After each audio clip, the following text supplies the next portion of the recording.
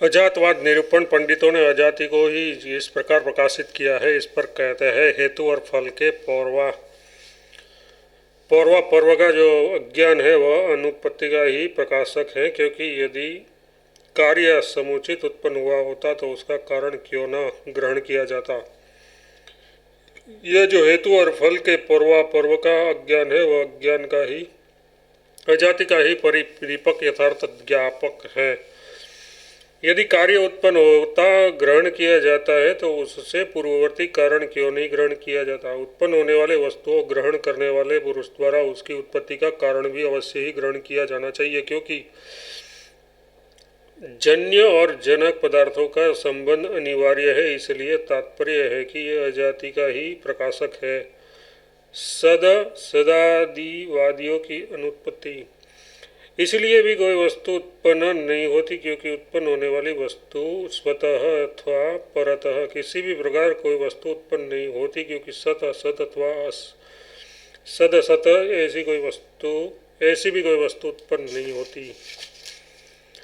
अपने से, दूसरे से अथवा दोनों ही से सत असत अथवा सद असद रूप से उत्पन्न होती नहीं। किसी भी प्रकार उसका जन्म होना संभव नहीं है। जिस प्रकार घड़ा उसी घड़े से उत्पन्न नहीं हो सकता, उसी प्रकार कोई भी वस्तु स्वयं अपने अपरिनिष्पन्न मतलब पूर्णतया तैयार न हुए स्वरूप से स्वतः ही उत्पन्न नहीं हो सकती, और न किसी अन्य से भी अन्य की उत्पत्ति हो सकती है, जैसे घट से पट की अथवा पट से पटांतर की। तथा इसी तरह विरोध होने के कारण दोनों से भी किसी की उत्पत्ति नहीं हो सकती। जिस प्रकार की घट और पट दोनों से घट या पट कोई उत्पन्न नहीं हो सकता। यदि कहो कि मिट्टी से घड़ा उत्पन्न होता है और पिता से पुत्र का जन्म होता है तो ठीक है, परंतु उत्पन्न होता है ऐसा शब्द और उनकी प्रतीति मूर्खों को ही हुआ करती है। विवेकी लोग तो उन शब्दों और प्रतीति की वे सत्य है अथवा मिथ्या इस प्रकार परीक्षा किया करते हैं, किंतु परीक्षा की जाने पर तो शब्द और उनकी प्रतीति की विषयभूत घट अथवा पुत्रादि रूप वस्तु केवल शब्द मात्र ही है, जैसा कि वाचरम वरम इत्यादि श्रुति में प्रमाणित होता है।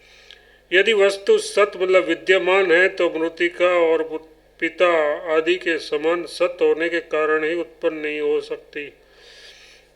यदि असत है तो भी शंख श्रृंगादि के समान असत होने के कारण ही उत्पन्न नहीं हो सकती, और यदि सद है तो भी उत्पन्न नहीं हो सकती, क्योंकि एक ही वस्तु विरुद्ध स्वभाव वाली होनी असंभव है। अतः यही सिद्ध हुआ कि कोई भी वस्तु उत्पन्न नहीं होती। उसके विपरीत जिन मतलब बौद्धों के मत में जन्म क्रिया ही जन्म होता है, जन्म क्रिया का ही जन्म होता है। इस प्रकार जो क्रिया कारण और फल की एकता तथा वस्तु का क्षणित्व स्वीकार करते हैं तो वे तो बिल्कुल ही युक्ति शून्य है, क्योंकि ये ऐसा है। इस प्रकार निश्चय करने के क्षण से दूसरे ही क्षण में स्थिति न रहने के कारण पदार्थ का अनुभव नहीं हो सकता, और बिना अनुभव हुई पदार्थ की स्मृति होना असंभव है।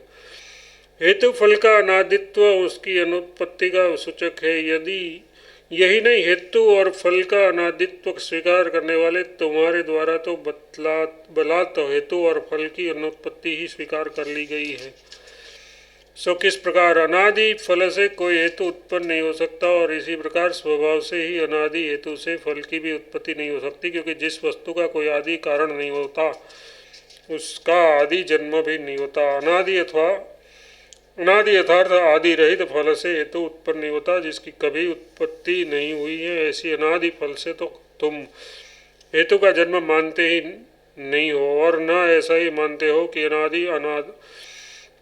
आदि रहित यथार्थ अजन्म हेतु से बिना किसी निमित्त के स्वभावतः ही फल की उत्पत्ति हो जाती है। अतः हेतु और फल का अनादित्व मानने वाले तुम्हारे द्वारा उनकी अनुत्पत्ति ही स्वीकार कर ली जाती है, क्योंकि लोक में जिस वस्तु का आदि कारण नहीं होता उसका आदि यथार्थ पूर्वतः जन्म भी नहीं होता। जिसका कोई कारण होता है उसी का जन्म भी माना जाता है, कारण रहित पदार्थ का नहीं।